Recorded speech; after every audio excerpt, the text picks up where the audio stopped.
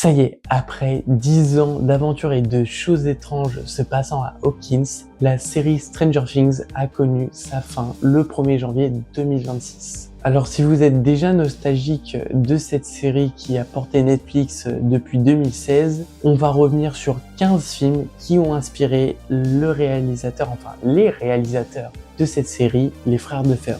Avant de commencer cette vidéo, je vous invite tout d'abord à vous abonner à cette chaîne et surtout à cliquer sur le lien qui est en première ligne de la description, qui est ce tournoi des films de 2025 qui continue. La vidéo dédiée sortira le 25 janvier 2026. Donc n'hésite pas à t'abonner pour être sûr de ne pas la louper. Bien, alors on va commencer. Le premier film dont je vais parler, vous allez voir que pas mal d'entre eux vont se situer dans les années 75-80. Allez, peut-être on va pousser jusqu'à 90 max, mais c'est souvent dans l'enfance des frères Duffers, à l'époque à laquelle se déroule la série Stranger Things. Vous voyez que déjà rien que dans les dates, on s'inspire des choses qui se déroulent à la même époque et c'est pas un hasard si c'est devenu des références ou des inspirations. Et la première d'entre elles, c'est Au-delà du réel de Ken Russell. C'est un thriller science-fiction, une version scientifique de Dr. Jekyll et Mr. Hyde. Ça raconte l'histoire d'un scientifique de Harvard dont les expériences rebelles impliquant des substances hallucinogènes et un caisson d'isolation déclenchent une régression physique surprenante. Et les séquences tournées dans le laboratoire ont servi de référence pour créer l'atmosphère et le décor du laboratoire d'Hawkins. Et même ce côté caisson, on le retrouve dès la saison 1 avec 11, mais aussi dans la saison 4, c'est un élément qui va suivre ce personnage tout au long de la série. Et même si c'est pas des séquelles physiques, on retrouve quand même des troubles quand on découvre ce personnage pour la première fois. Elle connaît très peu de mots et aucun code de société, tout simplement parce que elle n'est jamais sortie dehors, quoi. Le suivant est une référence et peut-être que vous l'avez déjà vu parce que dans l'horreur c'est peut-être la référence. C'est Evil Dead, sorti en 1981 de Sam Raimi. Ce groupe d'amis qui se rend dans une cabane isolée pour passer des vacances insouciantes se retrouve plongé dans un véritable cauchemar après avoir involontairement libéré un mal ancien. C'est un film qui a un budget dérisoire, dont les frères Duffers sont devenus fans très jeunes, mais qui les a grandement inspirés.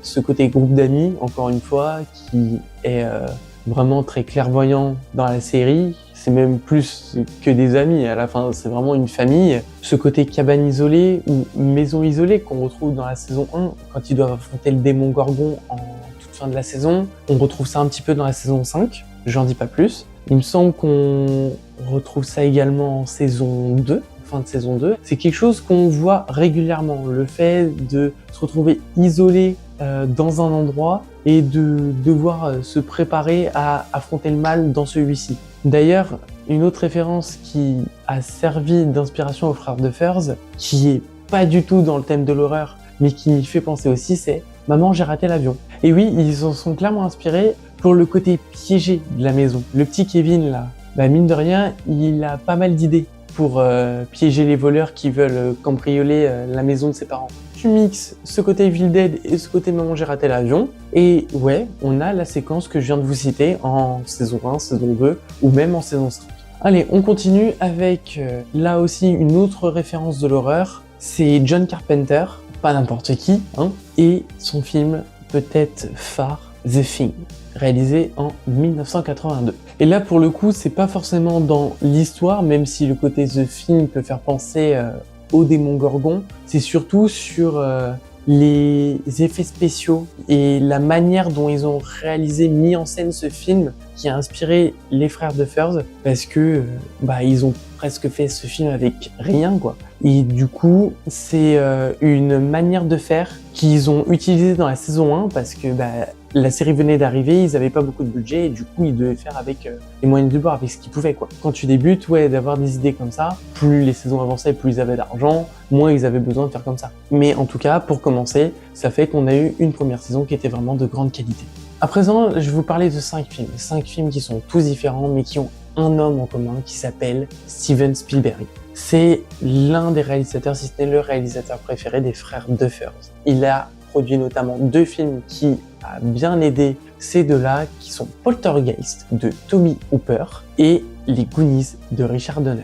pour Poltergeist, c'est surtout le côté maison hantée qui a inspiré les frères Duffers. Il y a même une référence directe au film dans la série Stranger Things, dans la saison 1, parce que c'est le film que Joyce promet d'acheter, de louer ou d'emmener voir au cinéma à Will, à condition que celui-ci ne fasse pas de cauchemar. Et pour ce qui est des Goonies, il n'y a pas besoin d'aller très loin. Une bande de jeunes vers les 11-12 ans, qu'on retrouve là aussi dans Stranger Things, dans une ville qui, dans la série est Hawkins, dans le film Astoria, où normalement il ne se passe jamais rien, et au final on retrouve dans les deux des choses assez étranges et extraordinaires. On a parlé du Spielberg producteur, maintenant parlons du Spielberg réalisateur avec 3 films qui sont des piliers pour la saga Stranger Things. On a Rencontre du troisième type, sorti en 77, E.T. l'extraterrestre, et évidemment, dont on a énormément de références dans la saison 1, l'événement que porte Eleven, le fait qu'elle soit sur le vélo de Mike en saison 1, c'est pas exactement un vélo qui s'envole vers la lune, mais cette scène de course-poursuite en vélo qui fait clairement écho au chef-d'œuvre de Spielberg.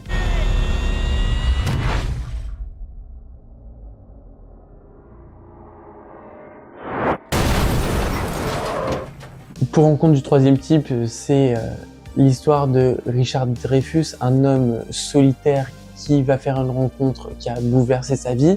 Et tout ça se déroule dans l'Indiana, là aussi. C'est un film qui a compté beaucoup pour les frères Duffers, puisque ça leur a permis de prendre conscience de leur style, de l'affiner et de créer vraiment un environnement visuel à Stranger Things. Et le troisième Spielberg, c'est tout simplement le film préféré des deux frères, un film qui se situe à Montauk, là où aurait dû se passer à la base la série, puisqu'il y a toute une histoire autour de Montauk qu'il faudrait que je vous raconte un jour. Et le nom de la série à la base, c'était pas Stranger Things, c'était Montauk. Et tout ça fait référence aux Dents de la Mer. Peut-être le meilleur film de Steven Spielberg. On retrouve le poster des Dents de la Mer dans la chambre de Will également. C'est pas pour rien aussi, c'est un clin d'œil discret à leur film préféré. Et là, c'est tout simplement dans la mise en scène, ce côté horrifique, ce côté suspense, où il y a un monstre qui attaque, agresse, tue des gens, sans qu'on sache réellement à quoi il ressemble, on sait juste qu'il fait peur. Le son qu'il provoque fait frissonner les spectateurs autant que les personnages, crée de la crainte. Voilà, tout ça pour, au final, au terme de cette saison 1, qu'on soit récompensé en voyant le monstre. Ce côté récompense, c'est vraiment l'ADN de Spielberg, l'ADN d'un film dont on va parler juste après, et ce qui fait que c'est aussi satisfaisant et qu'on a une saison 1 et une série qui est aussi incroyable. Parce qu'on retrouve ce phénomène en saison 2 avec le flagellaire mental, en saison 3 avec ce monstre horrible, je sais plus si là aussi c'est le flagellaire mental, et en saison 4 avec Vecna. Et le film dont je veux parler juste après, c'est évidemment Alien de Ridley Scott. Là aussi, on voit de grandes inspirations, notamment en saison 2, quand le flagellaire mental prend possession de Will avec une scène qui est franchement traumatisante. Et même dans la saison 5, on retrouve des choses directes avec notamment Will dans un flashback, pour pas trop spoiler la série, où il a une espèce de membrane directement sur la bouche, comme finalement l'alien dans Alien. Et tant qu'on est dans les chefs-d'œuvre, on va terminer avec un autre maître de l'horreur qui s'appelle Wes Craven, et Freddy et Griffes de la Nuit fait aussi partie des références qui ont aidé les frères Duffers à réaliser cette série Stranger Things. Notamment, là encore, je vais reprendre un exemple de la saison 1, où on a cette main qui est au-dessus d'un mur à un moment, qui est pas loin de transpercer le papier peint de la maison de Joyce. On voit nous aussi, et qui est une référence directement à Freddy et les Griffes de la Nuit. D'ailleurs, l'acteur qui joue Freddy Krueger là-dedans est présent dans la série en saison 4. Il fait le père Krill. Et c'est le personnage que va voir Nancy à un moment dans l'hôpital psychiatrique. Et pour terminer, je vais vous placer des petites références qu'on peut retrouver notamment dans la saison 5 avec Retour vers le futur.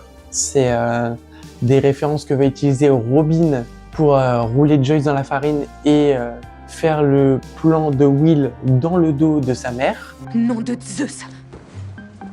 Ça fait longtemps que la lumière est rouge? Je sais pas. Oh, merde, le convecteur temporel est encore HS. C'est ça qui permet de voyager à travers le temps. Le convecteur temporel. On a également une référence à Superman, pas un Superman en particulier, mais juste le super-héros Superman, en parlant à Eleven de son point faible, de sa kryptonite. Là aussi, les mots sont pas choisis au hasard. On a également Terminator 2 de James Cameron, qui fait partie des références, comme quoi on s'inspire pas de n'importe qui chez les Duffers. Là, c'est surtout dans la mise en scène et très clairement les plans qui y font penser. Un mec habillé tout en blanc, on fixe sa main en gros plan qui se transforme et prêt à aller détruire quelqu'un qui le poursuit. C'est vraiment la mise en scène purement Terminator.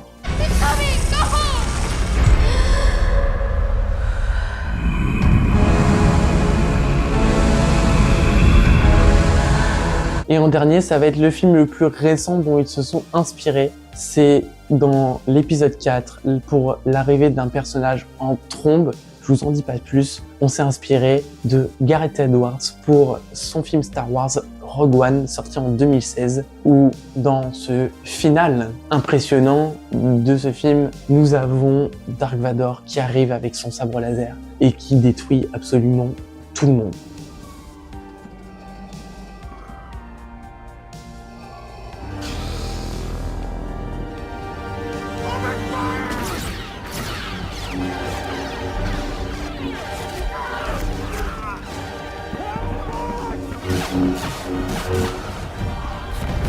Et ça, c'est l'une des grosses références, c'est un joli clin d'œil et ça fonctionne super bien dans l'épisode 4 de la saison 5.